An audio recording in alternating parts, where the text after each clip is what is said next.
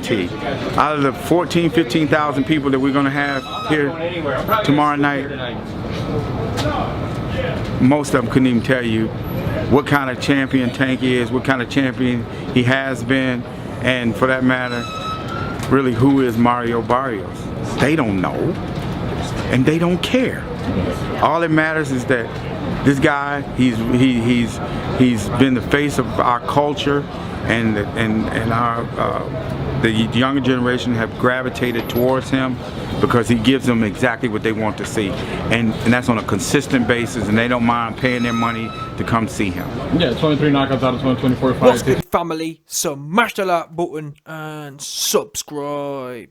So we just heard there from Leonard. Breathe for everyone, looking ass nose, Ellerbe.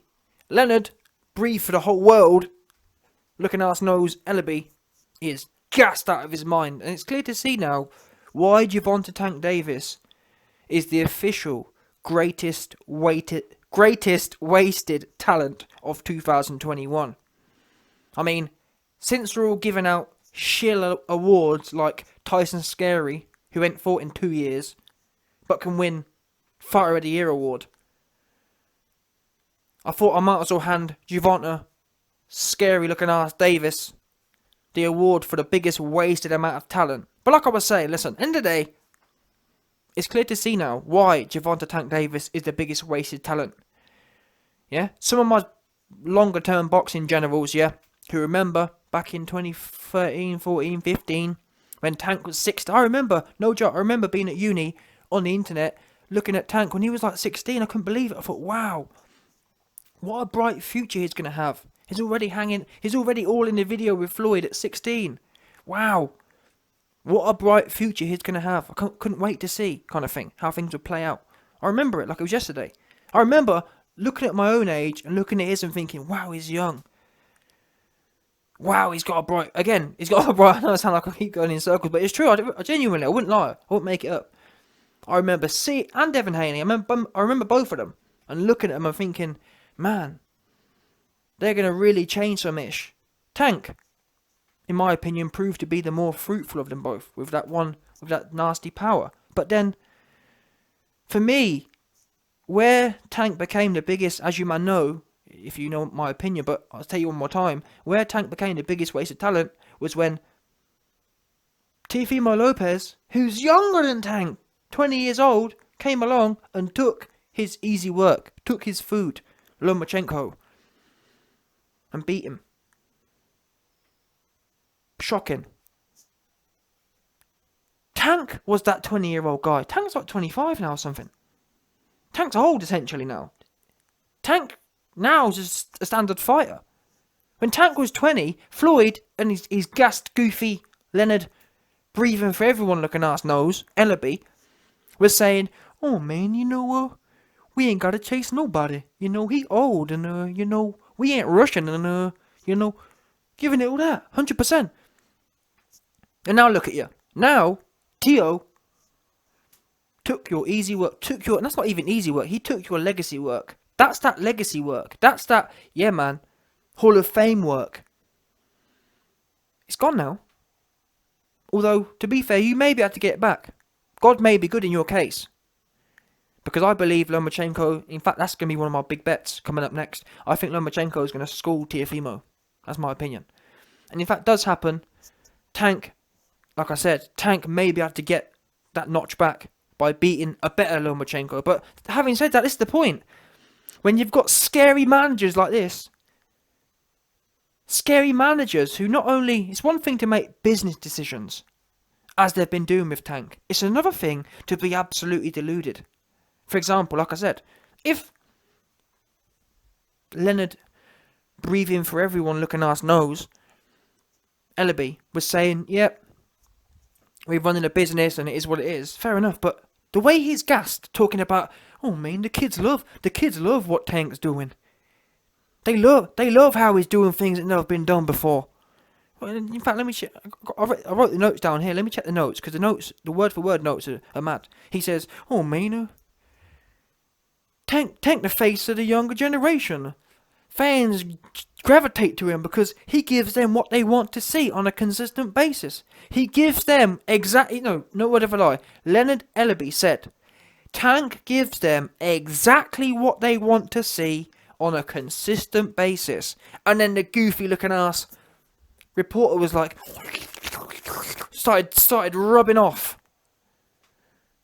Leonard. Proper rubbed him off. I couldn't believe it. I thought, what is this? Like a porn channel to me. The way he was rubbing him off. Giving it all the hands and the mouth. 100%. Oh, me? 23-0. You right. What do you mean he's right? He ain't fought one top... Listen, Tank may have been in 3 or 4 divisions. He ain't fought one top 5 don in any of them. How can you be in 4 divisions and not fought one Surtee general in there? It's a disgrace. There should be a rule, in my opinion, yeah. There should be a rule in boxing. In boxing, you shouldn't be allowed to move weight divisions unless you're fighting someone in the top 3 in the division above, or if you've fought someone in the top 3 in your own division. That's what should be the rules. If you want to move up, you best have beat someone in the top 3 in your own division, or the top 3 in the division you're going up to. That's it. Otherwise, what are you doing? Otherwise, I'll tell you what you're doing. You're doing exactly what Tank's doing. Just trying to be smart about things. Well, me, I'm a 20 weight world champion. And again, the worrying thing for me is that Tank and his team just sit there and they just seem to go along with it. And what's even more worrying is that it's almost developed into a cult-like thinking now. Because you've got Tank on the Showtime All Access video saying, oh, me, I'm like Floyd. I'm doing exactly what Floyd did. And all this other stuff. Now, I'm not a historian, but I'm pretty sure Floyd more or less... Well, he certainly fought a few decent people in his own weight divisions at the time. You ain't fought no top 5s in any of your divisions. And to be honest, top 5's a low bar. Really, for someone of your calibre, I believe you're this is the worst thing about it. And this is why I stay on his neck. Because you have the most talent, Tank. You are the most able. You would be, in my opinion, you dominating a division anyway. But so I don't get this scary behaviour for. It's weird. Super weird. Super fruity. You got a super fruity team. I understand it to a degree because Floyd Mayweather's super scary. But the difference between you and Floyd is you ain't... Well, you're not supposed to be weak as such. You can punch. Floyd can't punch, unfortunately, for him. You have that God-gifted power he never had. Or he never wanted... People say, but people always give Floyd butts. Whatever you want to call it, Floyd hadn't had a KO in 10 years. So you know what I'm saying? You can debate all you want. He hadn't KO'd no one in 10 years. So, in my book, that means you got no power. Simple as that. Yeah? Or for whatever reason, you ain't putting no one out. So, Tank has that. Tank has the ability to be told, we need a KO, which is a very rare ability to have. We need a KO. And Tank has the ability, and not only that, the mindset and the willingness to go out and enact that. That there is, you don't see, listen, that really is a super high level characteristic to have. For him to be told we need a KO, I've never seen anything like that, or not in the last 30 years anyway. Again, I'm not a historian, but you man tell me, yeah, when you've seen a fighter need to be told we need a KO and go out and get it like that. Now, to be fair, Mario wasn't all that. Now, if Tank's able to pull off something like that against Josh Taylor, then, in my opinion, that kind of feat would seriously put Tank in the all-time great category, in my opinion. If Tank was able... Yeah, I actually think that. If Tank knocks 140-pound Josh Taylor out, then that for me would be put you straight into the Hall of Fame. And you'd be in the runnings. And you'd be in the runnings for one of the greatest of all time. You'd certainly be in the top 10, in my opinion. If Tank at 135 rocked up to 140 and smoked Josh Taylor's boots and sent him to the pearly gates, and yeah, for me, he'd be a Hall of Famer, top 10. So, anyway, I've digressed. And this is the thing. It's what frustrates me even more about Tank. I'm having these little... Like, if you man remember, when you're young, or people would talk about, Mike Tyson versus Ali. And people would kind of think about it. I hate the fact that I have to sit here. Oh, I think Tank would knock Lomachenko. Oh, I hope maybe if Lomachenko beats Tio, then Tank... Oh, Tank versus Josh Taylor if he knocks him. Why is it all? Why are we having to do that for? You're not 90 years old. You don't have Alzheimer's. You haven't been retired for 30 years. Why is it when people talk about Tank, all we can do is say, oh, it's all a big if party. Oh, you're in the prime of your life. You should be smoking. You should be smoking dons twice a year. Some dons, some top generals getting smoked. That should be your mentality right now. Because guess what? If you ain't smoking dons when you're 25, 26, you ain't gonna be doing it when you're 35. Because that's the thing with that's the thing with Floyd. And that's why I believe Floyd is doing it on purpose. I believe Floyd's doing this to limit Tank. Because people give Floyd credit and say, oh, Floyd was knocking people out when he was young. And so I'm thinking to myself, well, what's going on here then? Because soon Tank's going to be 32, 33, 34. And you're going to be saying, oh, but YB, he can't, of course he can't fight. Because when Floyd was 34, 35, yeah, people were saying, oh, of course he can't fight Errol Spence and Terence Crawford and Keith Thurman because he's old. Why should he fight the young up-and-coming bucks? That's what they said, didn't they? Let's call a spade here. They said when Floyd was in his mid-30s, early 30s, or whatever 30s, they said, oh, he can't fight the best because whatever. Fine. But Tank, he's all back to front. He's supposed to be smoking his division right now. 25, 26 years old, how many more years you can be doing this thing of fighting bums? And I believe Floyd's doing it on purpose. His plan is to fight bums, and then they roll in that, oh, but he's old. It's shocking. And at some point, Tank, you're going to have to take responsibility for your own career. If you want to be that guy. If you don't, if you want to be a scary looking ass, who's known as the most scariest, most wasted talent in history, keep going, because you're doing that well. You're doing really well of avoiding every decent fight, fighting every bum you can. You're the best at it. To be fair, you are the best at it, in my opinion, because whatever people say about, oh, Teofimo's ducking Devin Haney, listen, Teofimo's 20. And Teofimo just beat everyone, the man no one wanted. Now, to be fair to Devin Haney, I do believe he wanted it. But either way, guess what? Devin Haney could have... Devin Haney's been pro for longer than Teofimo has. And he's older. So he could have put himself... I'm sure he could have... He's had 3-4 years longer than Teofimo to put himself in a position to be mandatory. He didn't. So, end of the day, Teofimo got it. And here's where he is. Devin could have been there. Tank could have been there. Neither of them two wanted to put themselves there.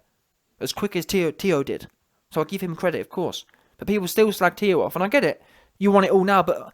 like, yeah, is Teo 10 out of 10 perfect? No, but when you compare it to the rest of them, who have got 5 years on him, he's well ahead. So I'm happy to give him time. You, Tank, don't have no time. You're 20. You're old now, more or less. You're in the middle of a prime fighting career, and you still ain't. You haven't even got one notch on your belt. You haven't. You've been in 3 weight divisions, and you haven't taken out one top 3 dude. It's shocking. It really is. And that's the other thing. You're not even taking names out. Oh well, he's not top 3, but he's took a good name out. You're not even doing names. You're doing no names and no good. No names and no good. That's what you like to do. There's 2 things in boxing. You can fight a name, or you can fight someone who's good. You ain't fighting neither. Like Floyd when he fought De La Hoya. That was a name, big name. You don't seem to be doing any of that. You've got to start asking yourself the question, what's going on with my career? Why was Floyd fighting all these big names and you're not? And then not only that, not only will you not give us what we want to see, and not only will you do your own self justice, because listen, Tank, you're only going to be 26 once. You don't want to be that guy who's 33 and you're thinking, man, I should have really tore the whole world up when I was 26. Because it's not like you weren't just 20. That's the thing. What scares me the most. I remember Tank being 18, 16, 17. No joke. Remember it. And now he's 26, 10 years later. It's mad how quick time goes. And it's only another one of them, and you're 36, 37. And it's all over. Don't be that guy. And the way that your team set you up, and they've got you gassing the place up about, oh, he's doing things never been done before, and he's giving the fans exactly what they want to see on a consistent basis. It scares me because you man clearly think you're doing the most. You think you know what I'm saying? You think you're really smoking heads. It's scary. It's a scary view to have. Real scary. I mean, literally, it's scary for fans to hear that from you, come out of your mouth. I mean, if no word of a lie, yeah. I mean, if Tio came out and said, "I'm giving the fans exactly what they want to see on a consistent basis," I could work with that. Because I'm thinking, at 20 years old, he's just got in there with the best guy at small weights. Fair play to him. Hat off to him. And now he's rematching Loma. For me, Teofimo is certified. Even if I think he's going to get washed by Loma, he's still certified. You, scary. Simple as that, scary. And I believe another reason you're doing all the weights things is so that you can avoid being a consistent champion. If you're jumping around weights, then no mandatory kind of thing. I mean, it means you've got an excuse not to be fighting people not to be fighting the best. Because when you stay at a weight for too long, inevitably the pressure comes. So if you keep dotting about, I'm up here, I'm down there, it just keeps the heat off you. And it's just not a good look. Not for someone of your caliber. I mean, if you're Ryan Garcia, who is limited, I get it, why he needs to be all goofy, but you don't. You're the business. You're just not acting, you're just not fighting, you're not acting like it. You're acting like you're half of the man I think you are, which is sad. And what you need to do is get up from them goofies around you, Floyd and Leonard. They're holding you down. Floyd thinks he's a know-it-all. Floyd can't read. Do you understand? The man can't read, and he thinks he's a know-it-all. Wow.